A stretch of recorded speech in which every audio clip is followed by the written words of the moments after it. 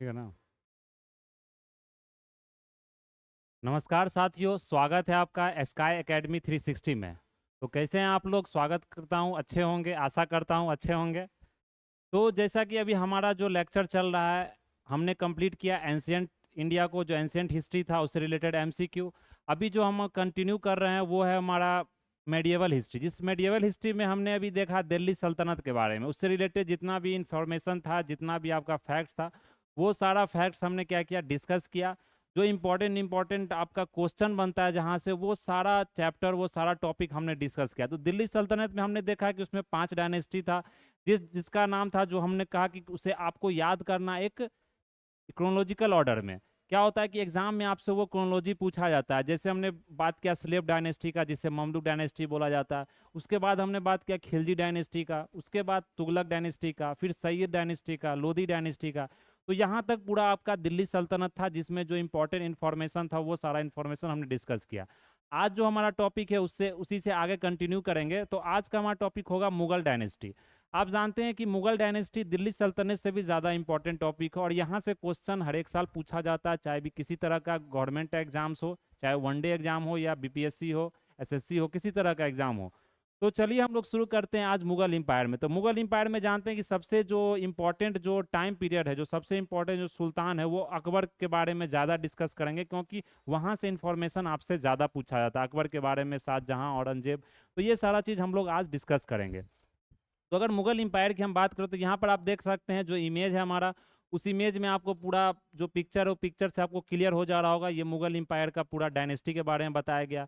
जो मुगल इंपायर का जो पूरा डायनेस्टी था दोस्तों, वो पूरा भारत में फैला हुआ था। आप जानते हैं कि जो उस समय मुगल जो रूल किया था, वो दिल्ली सल्तनत से भी ज़्यादा उसका कंट्रोल था। एरिया का जो एनेक्सेशन था, जो टेरिटरी था, वो क्या था, वो दिल्ली सल्तनत से भी ज़्यादा था।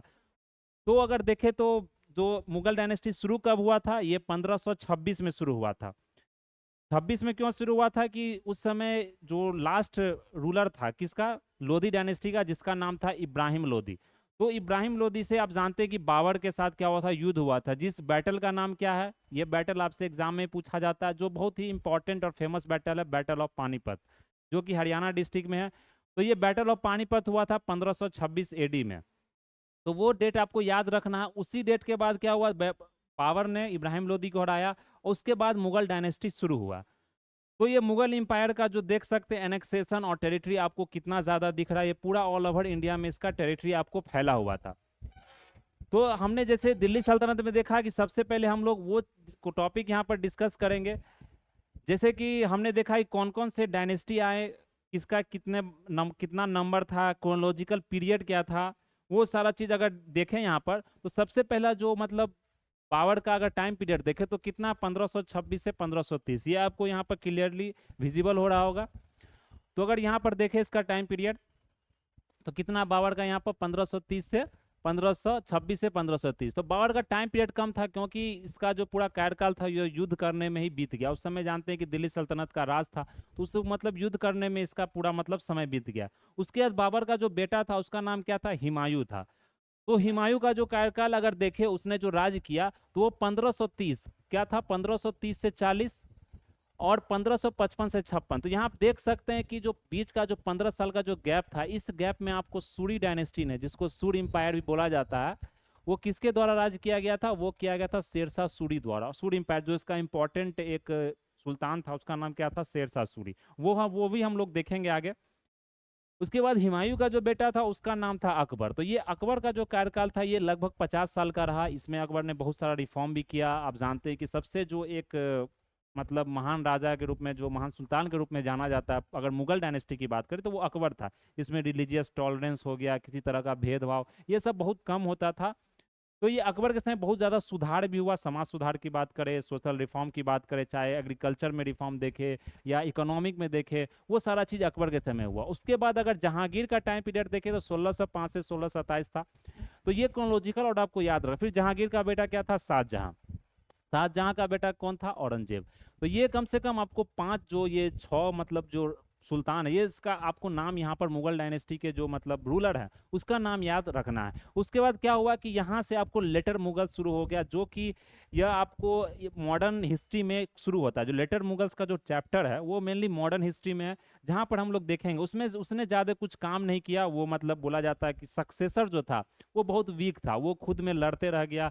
लड़ने के कारण क्या हुआ, इतना ज़्यादा वीक हो गया कि ब्रिटिश ने अटैक कर दिया और ब्रिटिश ने कब्जा कर लिया। यही मेन कहानी है आपको लेटर मुगल्स का। इसलिए लेटर मुगल्स का ज़्यादा जिक्र भी नहीं है और क्वेश्चन भी आपको ज़्यादा वहाँ से नहीं पूछा जाता है। तो जो इंपॉर्टेंट है वो हम लोग यहाँ पर क्या करेंगे, डिस्कस करेंगे।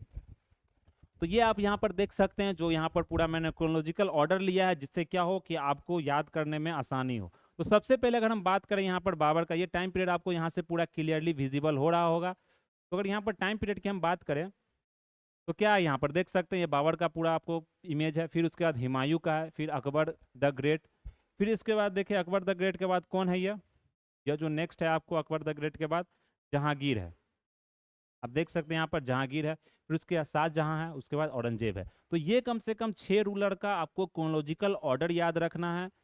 इसका जो टाइम जो डेट है, जो कितने से कितना समय तक इसने राज किया, क्या क्या इसने काम किया, वो सारा चीज हम लोग आगे डिस्कस करेंगे।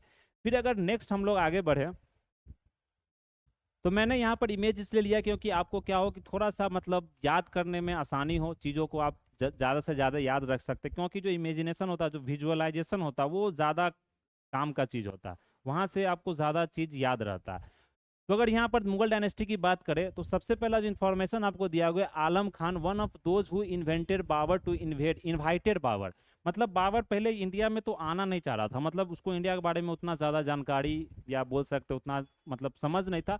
तो उसे इन्वाइट किया गया, किसके द्वारा, जो अंकल था इब्राहिम लोदी का। आप जानते हैं ना, जो बैटल ऑफ पानीपत हुआ था वो इब्राहिम लोदी के साथ हुआ था। तो इब्राहिम लोदी का जो अंकल था, तो कुछ आप जानते हैं कि अपने ही मतलब कि डायनेस्टी में लड़ने पर क्या होता है कि मतलब वो डायनेस्टी आप जानते हैं कि फॉल हो जाता है। जैसे हमने देखा सभी डायनेस्टी में किसी का कोई जनरल ने उस अपने राजा को मार दिया, या किसी से मिलजुल कर उसने क्या किया, उसे गद्दी से हटा दिया। उसी तरह से अंकल था इब्राहिम लोदी का आलम खान, जो कि बाबर को क्या किया, इनवाइट किया। लेकिन यह जो इनवाइट किया तो ये सोचा कि चलो इनवाइट करते हैं, मतलब आएगा बाबर मेरा मदद करेगा और मतलब मार के यहाँ पर हटा देगा गद्दी से, मैं गद्दी बैठ जाऊंगा, राज करूंगा, उसे फिर वापस भेज दूंगा। लेकिन यह सोच उसका मतलब कि सफल नहीं हुआ। उसने जब बुलाया तो उसके बाद आप देख सकते बाबर ने क्या किया, उससे भी लड़ाई किया, इब्राहिम लोदी को भी उसने मारा और खुद मतलब कि इंडिया पर उसने राज किया। फिर अगर देखें तो बाबर को इनवाइट किसके द्वारा, एक दौलत खान द्वारा भी किया गया था, जो अफगानिस्तान को एनेक्स करने के लिए। फिर अगर नेक्स्ट देखें तो Mughal rulers of medieval India were Chagatai Turk. तो ये जो मतलब बाबर को जो बुलाया गया था, जो मुगल का पूरा जो कम्युनिटी था, जो पूरा डायनेस्टी था, पूरा रूलर था, वो कौन सा था, तुर्क तुर्क था। मतलब मेनली जो आया था वो आपको तुर्की रूलर था। वो सेंट्रल एशिया रीजन जो है आपका, वहां से वो लोग आए थे।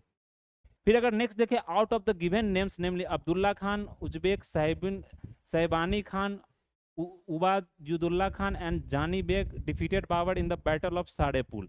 तो किसने यहाँ पर डिफीट किया था बाबर को, ये सावेनी खान ने डिफीट किया था, साहिबानी खान। तो इस तरह से नाम आपको यहाँ पर कुछ कुछ याद रखना। ये प्रीवियसली क्वेश्चन पूछा गया, इसलिए मैंने यहाँ पर इस तरह का इंफॉर्मेशन लिया हूँ। अब इसमें सबसे ज्यादा इंपॉर्टेंट क्या होता है कि जो फर्स्ट बैटल ऑफ पानीपत हुआ था, आप जानते हैं कि जो फर्स्ट बैटल ऑफ पानीपत हुआ था वो कब हुआ था। वो अगर फर्स्ट बैटल ऑफ पानीपत की बात करें तो यहाँ देख सकते हैं, जो फर्स्ट बैटल ऑफ पानीपत हुआ था वो 1526 में हुआ था। 1526 एडी में हुआ था। किसके बीच में हुआ था, ये चीज याद रखना, बाबर और इब्राहिम लोदी के बीच में, ये लोदी डायनेस्टी था उसके बीच में हुआ था। फिर अगर देखें बाबर का जो जीतने का जो इसमें कारण था, बताया जाता है कि बाबर के पास सेना बहुत कम था। उसी के मतलब अगर हम अपोजिट बात करें किसका, इब्राहिम लोदी का, उसके पास बहुत ज़्यादा सेना था। लेकिन एक जो वारफेयर का जो स्किल होता है, जो मतलब लड़ने का जो एक तरीका होता है, वो स्किल होता है, वो बाबर के पास ज़्यादा था। उसने बहुत सारा उसमें, आप जानते हैं उस समय उसने गन पाउडर और बहुत सारे चीज़ को यूज किया। जैसे आप तोप जानते हैं, उस समय इंडिया में बोला जाता है कि बाबर ने उस चीज़ को वहाँ पर यूज किया। तो ये स्किल था वारफेयर का, पूरा उसको स्किल था। फिर अगर यहाँ पर देखें तो फर्स्ट बैटल आप जानते हैं कि पानीपत हुआ था। फिर अगर बाबर विक्ट्री देखे तो आर्टिलरी उसने यूज किया था, आर्टिलरी जैसे जिसे तोप बोला जाता है, उस आर्टिलरी को बाबर ने क्या किया था, यहाँ पर यूज किया था इस युद्ध को जीतने में। तो ये फर्स्ट बैटल ऑफ पानीपत था। तो ये डेट हमने देख लिया 1526 एडी था। ये डेट आपको ध्यान रखना है दोस्तों, ये डेट बहुत इंपॉर्टेंट है, first battle of Panipat. Second battle of Panipat जो हम लोग देखेंगे वो अकबर और हेमू के बीच, हेमचंद्र बोला जाता, उसके बीच में वो बैटल हुआ था। फिर अगर थर्ड बैटल ऑफ पानीपत देखे तो वहां से बोला जाता है कि ब्रिटिश रूल का आपको इंडिया में क्या हुआ, स्थापना हुआ। तो थर्ड बैटल ऑफ पानी, तो ये तीनों बैटल आपके लिए इंपॉर्टेंट है, इसका डेट आपको यहाँ पर ध्यान रखना है। ये छोटी छोटी इंफॉर्मेशन एग्जाम में आपसे पूछी जाती है। फिर इंपॉर्टेंट बैटल्स देखे बाबर के समय में जो बैटल्स किया गया था, क्योंकि हर एक जो रूलर है, जो हर एक आपको इसमें सुल्तान है, उसका हम लोग देखेंगे कौन कौन सा बैटल किस समय में हुआ था। तो अगर बाबर की बैटल की हम लोग बात करें यहाँ पर, तो देख सकते हैं फर्स्ट बैटल ऑफ पानीपत हुआ था वो 1526 में हुआ था। तो हमने ये चीज अभी देख लिया, 1526 में हुआ था। फिर सेकेंड जो बैटल ऑफ खनवा हुआ था ये 1527 में होता है। क्रोनोलॉजिकल ऑर्डर आपको याद रखना है। फिर जो बैटल ऑफ घाघरा हुआ था ये 1529 में हुआ था, 1529 में। फिर अगर देखें बैटल ऑफ चंदेरी, तो ये कब हुआ था, 1528, 1528। तो ये बैटल आपको याद रखना किसके द्वारा किया गया था, ये बाबर द्वारा ये बैटल जीता भी गया था। फिर अगर देखें तो बाबर का जब अराइवल हुआ इंडिया में तो कौन सा डायनेस्टी शुरू हुआ, जिसे मुगल डायनेस्टी बोला जाता है, स्टैब्लिश ऑफ तिमुरियल डायनेस्टी, तिमुर, क्योंकि वो सब मतलब तिमुर डायनेस्टी के लोग थे, वहीं से उसने क्या किया था, इंडिया में मुगल डायनेस्टी की शुरुआत किया था। The battle in which Babur declare जिहाद वाज। तो आप जानते हैं जिहाद टर्म बहुत फेमस है, बहुत लोग जानते हैं। जिहाद का असली मीनिंग क्या होता है वो आप जानते हैं कि उसको लोगों को नहीं पता होता, लेकिन ये मतलब जिहाद जो देखे तो ये मुगल डायनेस्टी से ही शुरू हुआ था। जो बैटल ऑफ खानवा जो हुआ था ना 1527 में, उसी समय बाटल ने ये जिहाद डिक्लेयर। जिहाद मीन्स क्या होता है कि मतलब को जो बोला जाता है कि हमने पढ़ा था कि जो काफिर्स का जो एक कंसेप्ट होता है, बताया जाता है कि वो जब इंडिया में आक्रमण किया, जब मतलब भारत में, तो उसने बताया कि जो भी नॉन मुस्लिम पॉपुलेशन है वो क्या है कि मतलब एक जिहादी टाइप से, मतलब आपको क्या करना, उसको लड़ा के पूरा सोसाइटी और पूरा इस मतलब इस्लामिक मतलब एक तरह से प्रोपोगेशन करना है पूरा इंडिया में, उसे एक जिहाद बोला जाता है। तो अगर जिहाद का टर्म देखें तो बहुत सारा इसका मीनिंग है। अगर आप देखेंगे तो फाइट फॉर राइटियस काउज ही बोला जाता है कि मतलब सही चीज के लिए आपको लड़ाई करना, उसको भी जिहाद का टर्म दिया जाता है। तो बहुत मीनिंग है, मतलब अलग अलग कंटेक्स्ट में इसे अलग अलग मीनिंग की तरह यूज किया जाता है। फिर अगर यहाँ पे देखें जो ये पूरा जो बैटल है, क्या होता है कभी कभी आपको क्रोनोलॉजिकल ऑर्डर पूछ दिया जाता है बैटल के बारे में, कि बैटल ऑफ खानवा कब हुआ था, बैटल ऑफ पानीपत हुआ था, बैटल ऑफ घाघरा कब हुआ था। तो ये चीज आपको यहाँ पर ध्यान रखना है। तो इसमें बताया जा रहा है कि जो बैटल ऑफ पानीपत था, खानवा था, या battle of Chanderi, battle of Ghaghra था, इसमें इन विच राणा संगा फॉट, राणा संगा ने किस बैटल में बाबर के साथ लड़ा था, तो ये बैटल आपको याद रखना कौन था, बैटल ऑफ खानवा। फिर अगर देखें जो बैटल ऑफ खानवा था जिसने 1527 में, ये हमने देखा 1527 में हुआ था, इसमें राणा संगा ने क्या किया था, बाबर को यहाँ पर डिफीट करवाया था, हराया था।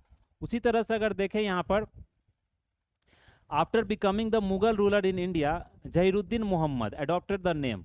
आप जानते हैं कि इस जो सीजीएल का जो एग्जाम था उसमें मतलब क्वेश्चन की अगर बात करें तो ये क्वेश्चन आपसे पूछा गया था। जो सीजीएल का जो एग्जाम इस बार हुआ था 24 वाला में अगर बात करें, उसमें क्या था, एक क्वेश्चन था उसमें कि मतलब जो बाबर का असली नाम क्या था, उसमें 4 ऑप्शन दिया था, उसमें से एक ऑप्शन आपका जहीरुद्दीन मोहम्मद था।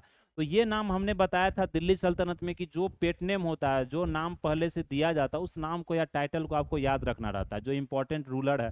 तो जैसे इसका नाम क्या था, जहीरुद्दीन मोहम्मद। उसने इंडिया में आकर अपना नाम क्या रखा, बाबर रखा था। जब मुगल रूलर बना तब उसने बाबर रखा, उसका असली जो नाम था क्या था, जहीरुद्दीन मोहम्मद। तो ये चीज आपको नाम याद रखना। फिर उसने जो टाइटल अडॉप्ट किया था, टाइटल भी इंपॉर्टेंट होता है। टाइटल कौन सा मिला था उसे, पातशाह टाइटल मिला था। फर्स्ट टाइम जो उसने काबुल में यह टाइटल उसको दिया गया था पातशाह के नाम से। फिर अगर देखे इंपायर जो बाबर ने बिल्ड किया था, जो इंपायर उसने लड़ा था, जो जीता था, वो है काबुल का पूरा एरिया जीता था, पूरा पंजाब का एरिया उसने जीता था। फिर मॉडर्न जो उत्तर प्रदेश की बात करें, उसने एरिया भी उसको क्या किया था, उसने जीता था। फिर अगर यहाँ देखे तो name the Mughal emperor who succeeded in life due to his patience, और क्या बताया जा रहा है, patience and resolution which is a lesson for everyone. तो बताया जाता है बाबर के पास थोड़ा सा पेशेंस था, थोड़ा वो मतलब पढ़ा लिखा था, वो चीज़ों को अच्छे समझ कर मतलब पूरा युद्ध भी जो करता था, इसलिए वो मतलब युद्ध में भी उसने जीता। तो इसलिए उसका कौन था, वो जहीरुद्दीन मोहम्मद बाबर। तो इसका पूरा नाम आपको याद रखना है, ये एग्जाम में पूछा जाता है। तो अगर यहाँ पर देखें तो बताया जाता है जो बाबरनामा था, बाबरनामा आप जानते हैं कि ऑटोबायोग्राफी है, किताब है, किसके द्वारा लिखा गया यह याद रखना आपको, बाबर द्वारा लिखा गया। यह किताब है कि एक तुर्किश लैंग्वेज में है, जो किताब का जो लैंग्वेज है वो आपको याद रखना तुर्किश में लैंग्वेज में है। यह बाबर द्वारा खुद अपना ऑटोबायोग्राफी लिखा गया। आप जानते हैं हर एक राजा खुद से भी ऑटोबायोग्राफी लिखते थे, और जो उनके कोर्ट में जो मतलब उनके पूरा राज में जो हिस्टोरियन सब हुआ करता था वो भी उसका कहानी लिखते थे। तो ये चीज़ आपको यहाँ पर ध्यान रखना है। तो वो बाबरनामा में मेंशन किया गया हिंदू स्टेट के बारे में। वो कौन सा स्टेट है? मेवाड़ स्टेट के बारे में। तो मेवाड़ स्टेट आपको याद रखना, बाबर द्वारा बाबरनामा में यह चीज़ बताया गया है। फिर अगर नेक्स्ट देखें यहाँ पर, the Babur wrote his memoirs Tuzuk e Baburi. तो वो जो बाबरनामा आप देखते हैं उसको तुजु के बाबरी भी बोला जाता है, जो कि कौन सा लैंग्वेज, अभी हमने बात किया तुर्किश लैंग्वेज में। कौन सा लैंग्वेज में? यहाँ पर तुर्की लैंग्वेज में। तो ये नाम आपको याद रखना है। फिर अगर देखिए Babri mosque was established in Ayodhya. तो अयोध्या में जो आप देखते हैं ना बाबरी मस्जिद पर जो इतना ज़्यादा मतलब विवाद जो हुआ था, जो अभी राम जो टेम्पल बना उस पर आप जानते हैं कि जो सुप्रीम कोर्ट है डिसीजन भी दिया है आपको। तो ये जो बाबरी मॉस्क है ये अयोध्या में, ये मीर बाकी द्वारा, उसका जो जनरल था उसके द्वारा यह आपको जो बनाया गया था बाबरी मस्जिद। तो ये मीर बाकी आपको याद रखना, ये बाबर द्वारा नहीं बनाया गया, उसका जनरल द्वारा बनाया गया था, उसका जो गवर्नर था मीर बाकी। ये एग्जाम में पूछा जाता है। Out of the given rulers which Akbar Babur Humayun who circulated the silver coin Shahrukh. तो ये जो सिल्वर कॉइन था जिसका नाम था शाहरुख, ये किसके द्वारा शुरू किया गया था? तो ये बाबर द्वारा क्या किया था? शुरू करवाया गया था। तो ये चीज आपको नाम रखना, शाहरुख क्या है? ये कॉइन को डिनोट करता है, जो कि कौन सा कॉइन है? यह सिल्वर कॉइन है। ये बाबर द्वारा शुरू किया गया था। उसी तरह से अगर नेक्स्ट देखें तो बाबर का आपका इतना ही इंफॉर्मेशन है जो एग्जाम के लिए इंपॉर्टेंट है। तो समझ में आ रहा होगा दोस्तों। फिर अगर नेक्स्ट देखें हुमायूं और शेरशाह, तो आप जानते हैं कि जो हुमायूं का जो पूरा कार्यकाल था वो भी एक डिस्टर्ब रहा है, क्योंकि उस समय सूर्य इंपायर बहुत ज़्यादा मतलब स्ट्रांग था। सूर्य इंपायर की अगर बात करें, जिसमें शेरशाह सूर्य की बात करते, उसने हुमायूं को बहुत बुरी तरीके से हराया, और उसने बैटल 2 बार हराया। एक बैटल ऑफ, अगर देखें तो हम लोग आगे देखेंगे बैटल, उसने 2 बैटल में हराया। जिसमें अगर हम बात करें यहाँ पर, out of the given names Kamran Usman Askari and Hindal who was not the brother of Humayun. तो ये चीज आपको याद रखना, यहाँ पर उस्मान इसमें से हुमायूं का अपना भाई नहीं था।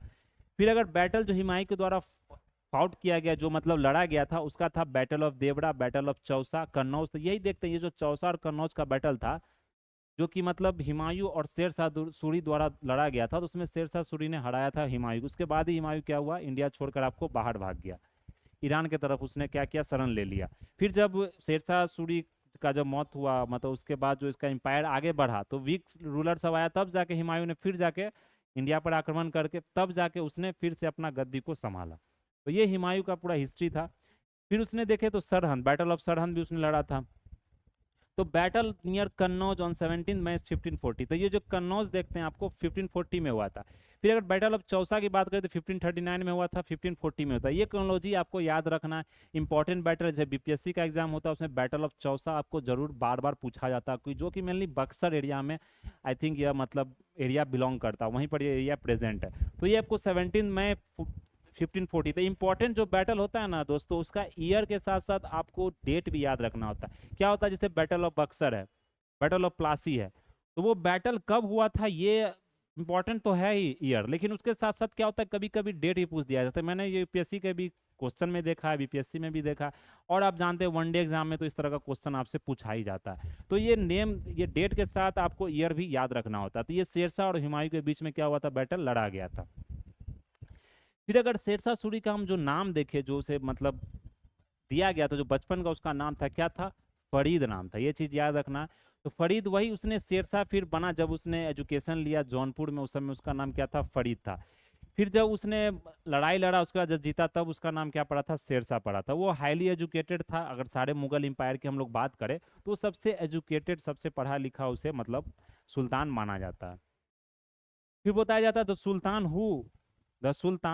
Who at first assume the title of हजरत आला एंड आफ्टरवर्ड सुल्तान। तो किसने यह टाइटल अपनाया था? जो टाइटल की अगर हम बात करें यहाँ पर, तो टाइटल कौन सा था? हजरत आला, ये एक टाइटल, और एक कौन सा टाइटल था? आफ्टर सुल्तान। तो इसने जो टाइटल अपनाया था ये शेरशाह सूरी ने अपनाया था। ये याद रखना आपको, हजरत आला। तो इतना चीज आपको इसमें ध्यान रखना है। फिर अगर नेक्स्ट है, हमने एक बात किया था ग्रैंड ट्रंक रोड के बारे में।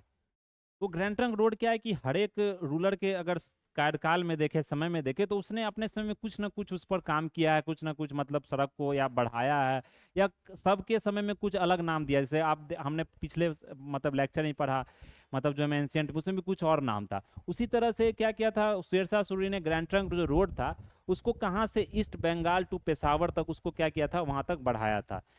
ये किसके द्वारा किया गया था, ये शेरशाह सूरी द्वारा किया गया था। आप देख सकते हैं यहाँ पर अकबर, जहांगीर, इस्लाम शाह और Shershah, who constructed a road from east Bengal to Peshawar called Sadak e आजम। उस रोड का क्या नाम था, सड़क ए आजम।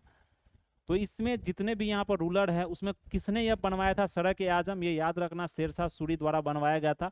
उसका कनेक्टिविटी कहाँ से कहाँ तक था ये भी आपके लिए इंपॉर्टेंट है, ईस्ट बंगाल से पेशावर तक, जो कि मेनली अभी पेशावर जानते हैं, जो कि पाकिस्तान रीजन में, वहां तक यह बनवाया गया था। देख सकते हैं ये शेरशाह सूरी के बारे में है, कब उसका जन्म हुआ था, कहाँ हुआ था, किस डायनेस्टी से वो बिलोंग करता था, कब उसका मृत्यु हुआ था। और मृत्यु भी अगर बात करें हम यहाँ पर, अटक गया रिकॉर्डिंग है।